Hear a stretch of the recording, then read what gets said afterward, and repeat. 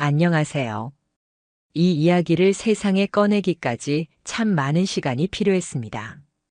저는 결혼 6년 차에 불륜이라는 걸 겪게 되었습니다. 그리고 지금은 이혼했고 혼자 살아가고 있습니다. 그런데 아이러니하게도 그 혼자라는 상태가 저는 더 편합니다. 혼자가 되었기 때문이 아니라 거짓과 함께 살지 않게 되었기 때문입니다. 제 남편은 참 무던한 사람이었습니다. 결혼 초반부터 외향적인 스타일은 아니었지만 책임감 있고 성실한 편이었죠. 술도 자주 마시지 않았고 회식도 짧게 끝내는 편이었습니다. 직장에선 평가가 좋았고 상사들에게도 신뢰를 받는 사람이었습니다. 겉으로만 보면 흠잡을 데 없는 배우자였어요.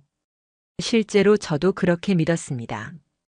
저희 부부는 맞벌이였습니다. 저는 중소기업 마케팅팀에서 일했고 남편은 중견기업의 해외 영업팀 소속이었습니다.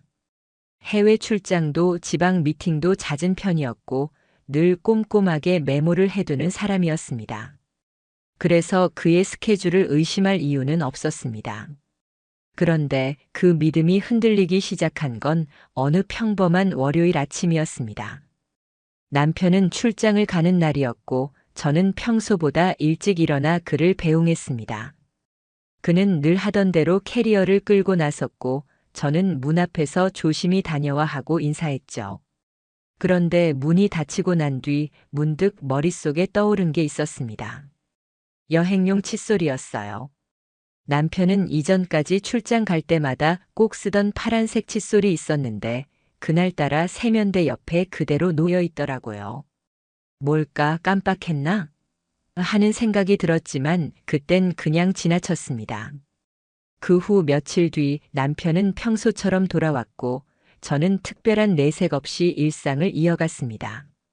하지만 그때부터 저는 남편의 행동을 조심스레 관찰하기 시작했습니다. 가장 먼저 느껴진 건 향기였습니다. 남편은 원래 향수를 즐겨 쓰는 사람이 아니었고 저희 둘 다 무향 제품을 선호했거든요. 그런데 어느 날 남편이 샤워를 하고 나온 뒤 은은한 향이 감돌았습니다. 조금 더 가까이 가보니 분명히 여성용 샴푸 냄새였습니다. 무슨 샴푸 썼어?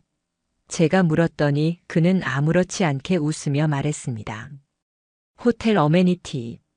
좋은 게 있길래 써봤지. 그 말이 참 익숙하게 들렸고 동시에 어딘가 불편했습니다. 또 한 가지.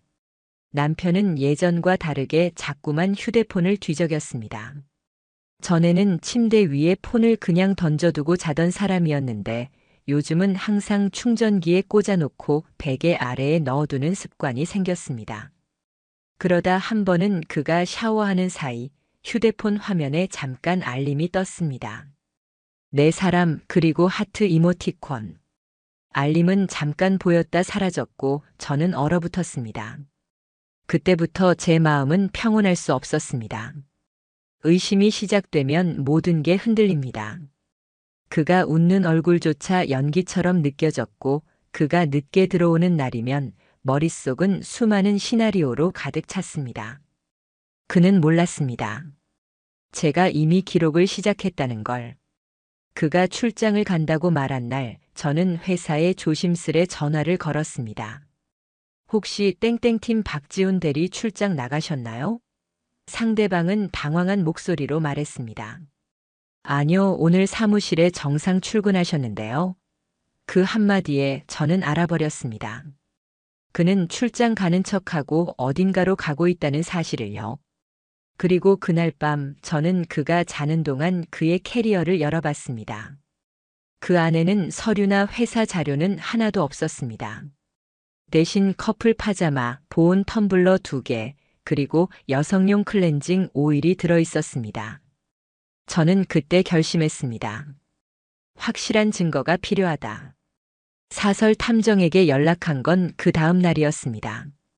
저는 감정을 앞세우지 않았습니다. 남편이 외도를 하는 것 같습니다. 이번 달 말에 다시 출장을 간다고 합니다. 그 동선 추적과 사진 그리고 신원까지 모두 부탁드립니다. 그 탐정은 잠시 침묵하더니 말했습니다. 확인해 보겠습니다. 너무 오래 끌지 않겠습니다. 그날 이후 저는 남편에게 더 다정하게 굴었습니다. 그가 눈치채지 않도록, 그가 더 방심하도록, 그가 더 진하게 거짓말을 하도록.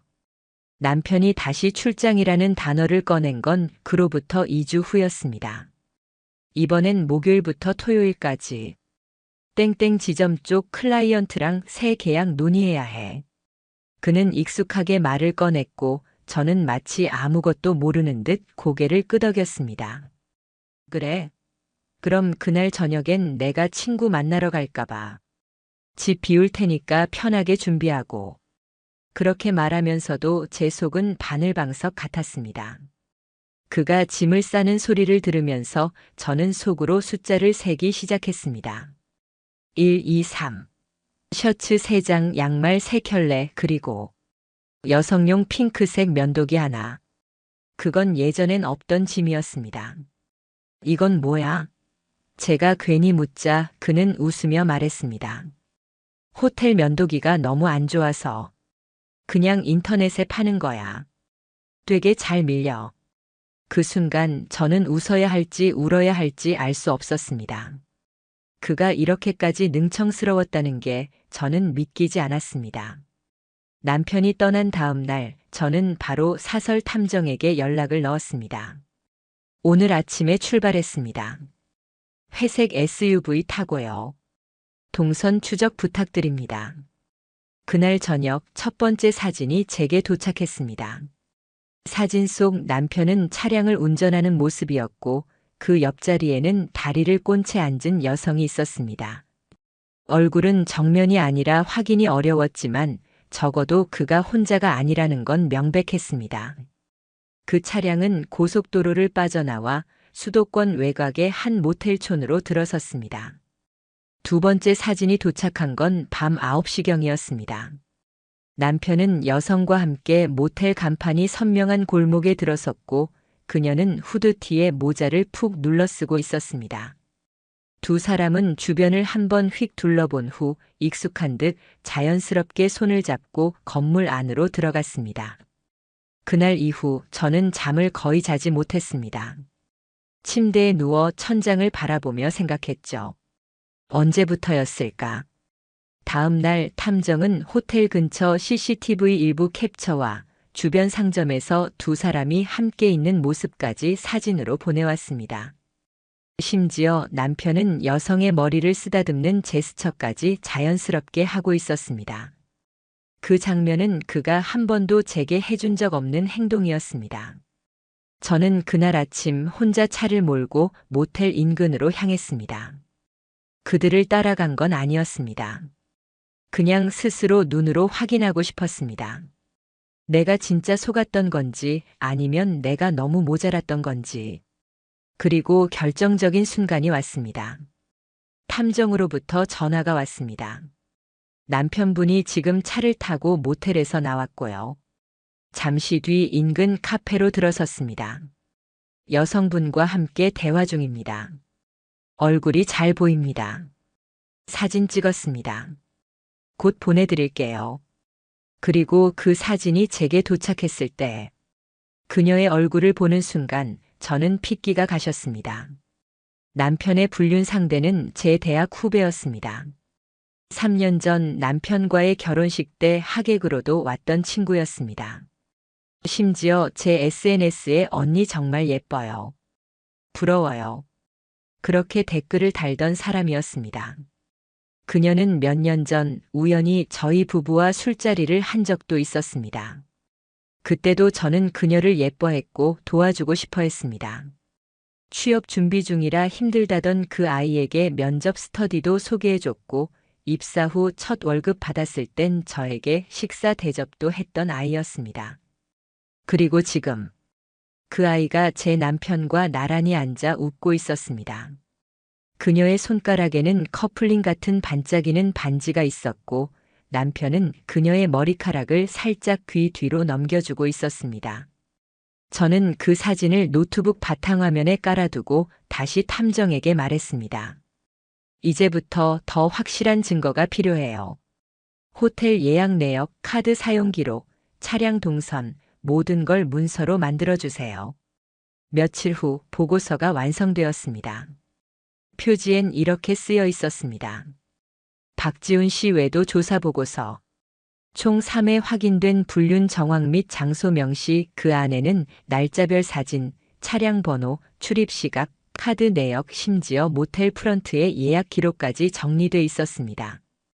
저는 그 문서를 출력해 A4 바인더에 넣고 꾹꾹 눌러 닫았습니다. 그리고 마침내 마음속에 작은 결심이 내려졌습니다. 이제 이 사람과의 인생을 마무리하겠다. 사랑의 끝은 슬픔이 아니라 증거와 서류로 정리하겠다고. 남편이 집으로 돌아온 날, 저는 평소와 다르지 않은 얼굴로 그를 맞이했습니다. 많이 피곤하지? 오늘 저녁은 좋아하는 걸로 해놨어. 그는 약간 놀란 듯 웃으며 말했죠. 오, 웬일로 이렇게 상냥하신가요? 전 웃었습니다. 그 웃음이 진짜였는지는 잘 모르겠습니다. 어쩌면 제 감정은 이미 그날 사진 속 두 사람을 봤을 때 끝났는지도 모릅니다. 저녁 식사 내내 저는 평소보다 말을 많이 했습니다. 그가 무슨 음식이 입에 맞는지, 출장지 숙소는 어땠는지, 그는 어색한 듯 하지만 별 의심 없이 받아쳤습니다. 아, 근데 진짜 숙소가 오래된 데라 침대도 너무 푹 꺼져서 허리 아팠다. 그래? 다음엔 내가 좋은 데로 예약해 줄까? 그는 웃으며 고개를 저었습니다. 그럴 정도는 아니야. 뭐 하루 이틀인데. 그리고 그날 밤 제가 먼저 말했습니다. 여보, 우리 얘기 좀 하자. 그는 잠시 멈칫했습니다. 왜 갑자기? 무슨 일 있어? 응. 있어. 너랑 나 사이에 이제 피할 수 없는 일이. 남편이 소파에 앉았고 저는 조용히 서랍에서 바인더를 꺼냈습니다. 하얀 종이 뭉치 위에는 굵은 글씨로 이렇게 쓰여 있었죠.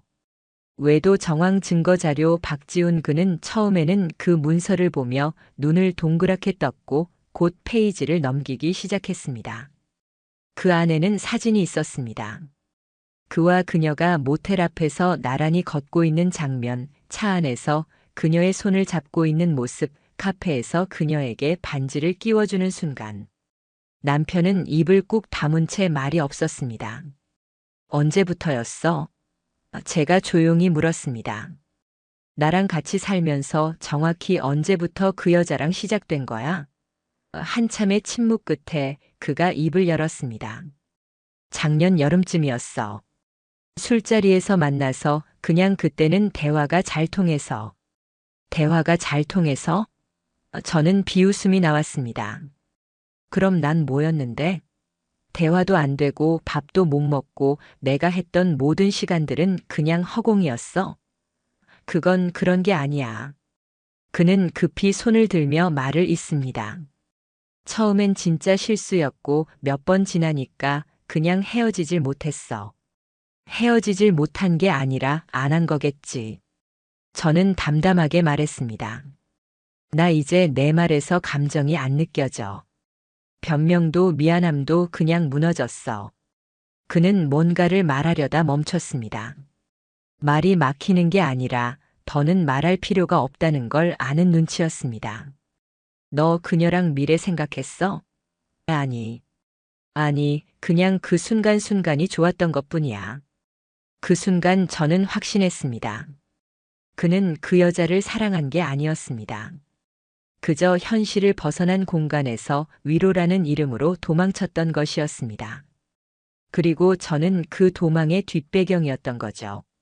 살림을 유지하고 외식비를 정산하고 생일을 챙기고 병원에 같이 가주던 사람. 이제 저는 감정으로 이혼을 하려는 게 아니었습니다.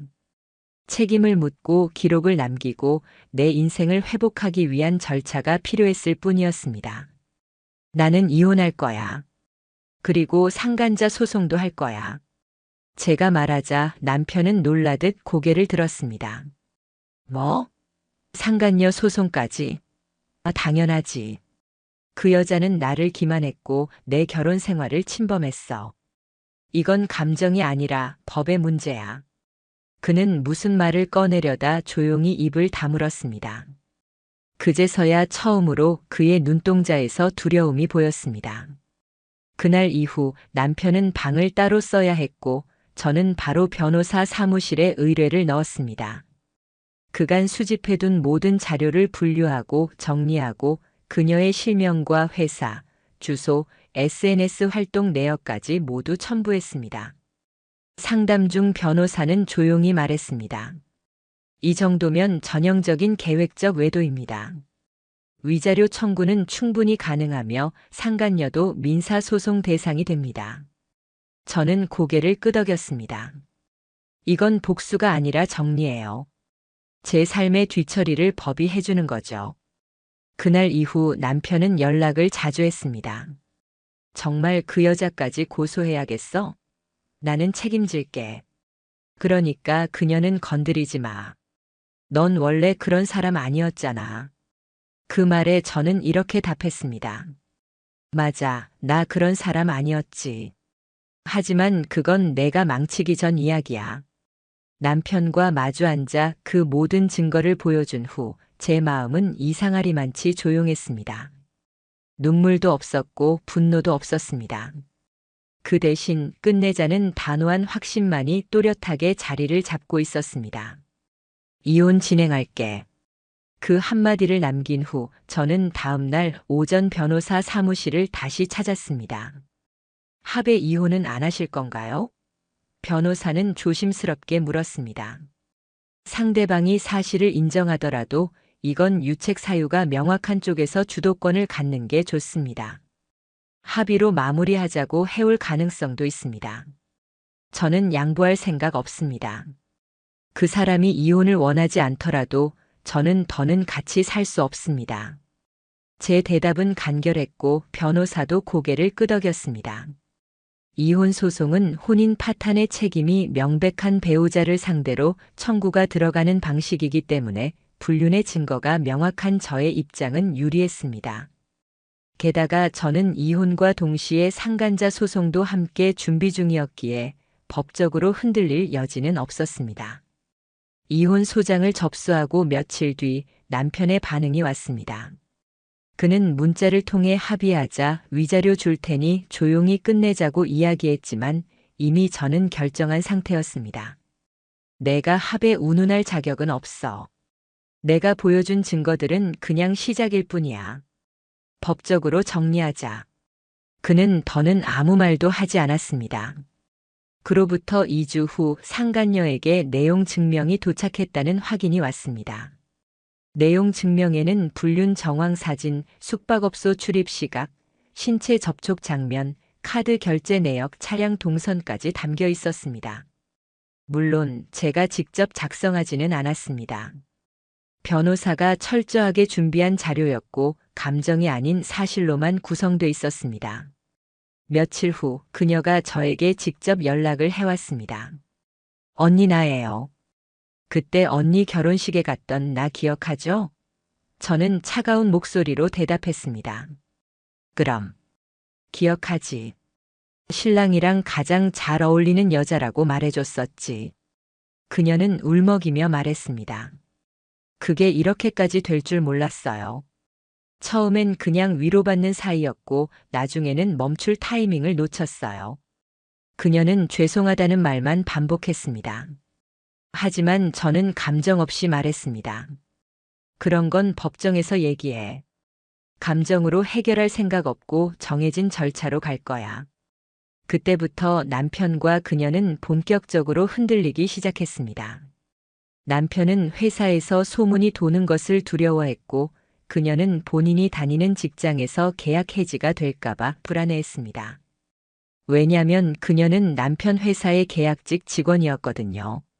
즉 상급자와의 부적절한 관계는 회사 내부 규정 위반이었고 공식 민원이 접수될 경우 계약 연장 불가 및 해지 사유로 적용될 수 있었습니다. 그리고 저는 그 민원을 정식으로 회사에 접수했습니다. 복수심 때문이 아니었습니다. 정당한 권리 행사였고 그들의 행동은 사적인 일이 아니라 누군가의 삶을 파괴한 문제였기 때문입니다. 이혼 재판이 시작되자 남편은 느닷없이 상간자 소송만 취하하면 전 재산 절반을 넘기겠다고 말했습니다. 하지만 저는 흔들리지 않았습니다. 지금도 돈으로 해결하려는 게 문제야. 나는 돈이 아니라 내가 겪은 고통에 대한 정의를 원해. 내가 혼자서 꿰맨 마음을 너는 책임져야 해. 첫 변론 기일이 잡히고 변호사를 통해 불륜 당사자 간 통화 녹음 파일까지 확보됐습니다.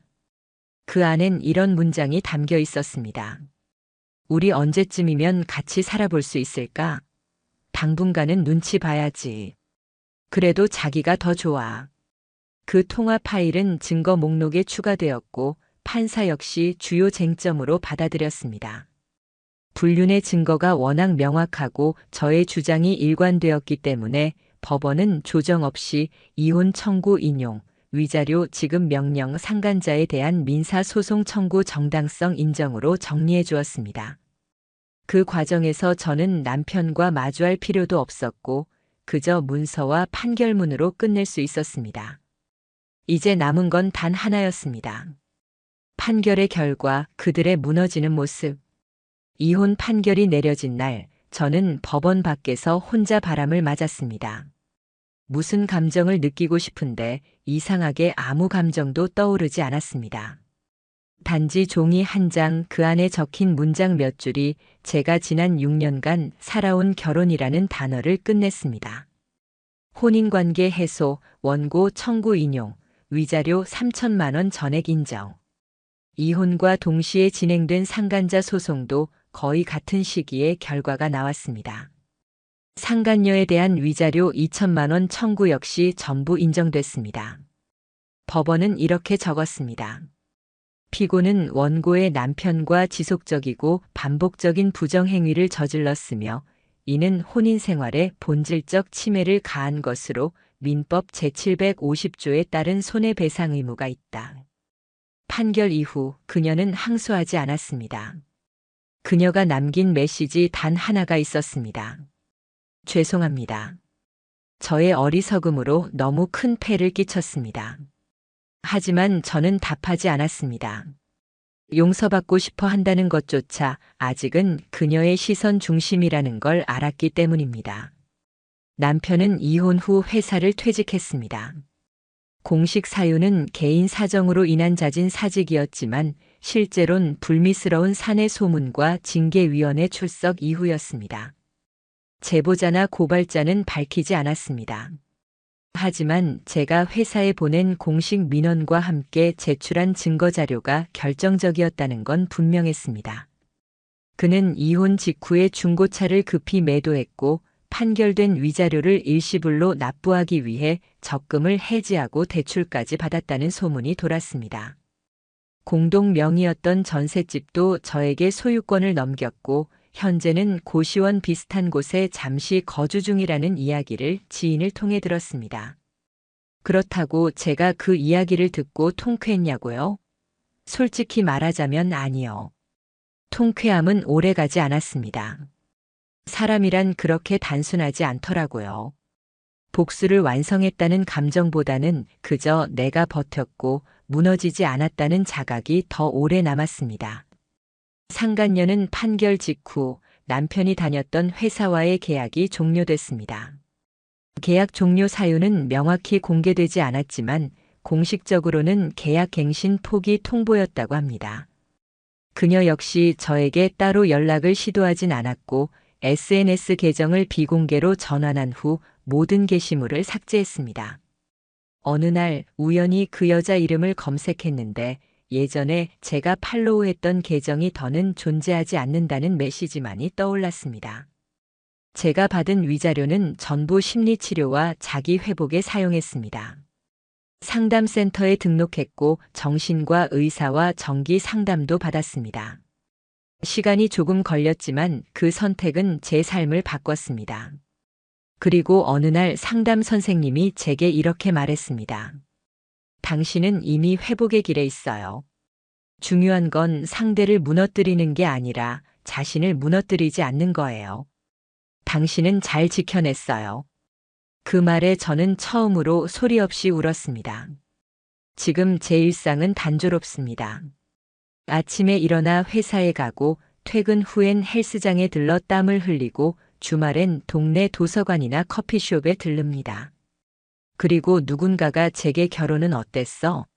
라고 묻는다면 저는 이렇게 말할 겁니다. 난 그 사람을 정말 사랑했어. 하지만 그 사람은 나 말고 자기 감정만 사랑했지. 이제 제 서랍 안에는 이혼 판결문 한 장과 상간자 소송 판결문 한 장, 그리고 저를 무너뜨리지 않은 제 기록들이 차곡차곡 정리되어 있습니다. 어떤 사람은 제게 말했습니다. 복수 잘하셨네요. 통쾌하겠어요. 하지만 저는 이렇게 대답합니다. 그건 복수가 아니라 제 삶을 되찾은 겁니다.